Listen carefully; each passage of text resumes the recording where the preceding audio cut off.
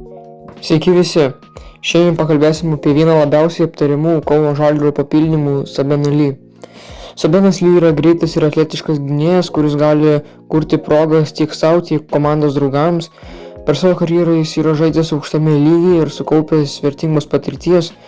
Dar vienas svarbus aspektas yra Tomo Masiulio žaidimo filosofija. Šį sezoną Žalgiris dažniau stengiasi žaisti aktyviu tempu ir ieškoti greitų atakų galimybių. Pats Masiulis nekartą akcentavo žaidimo tempo svarbą bei aktyvų puolimą. Būtent čia Sabenas Ly gali būti ypač naudingas.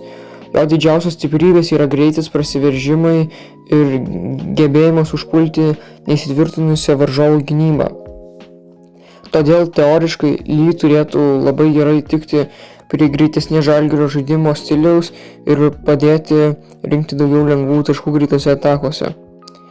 Vis dėlto, kaip ir kiekvienas žaidėjas, jis turi silpnųjų vietų, kartais jo metimo stabilumas kelia klausimų, o prisitaikymas prie naujos komandos gali užtrukti.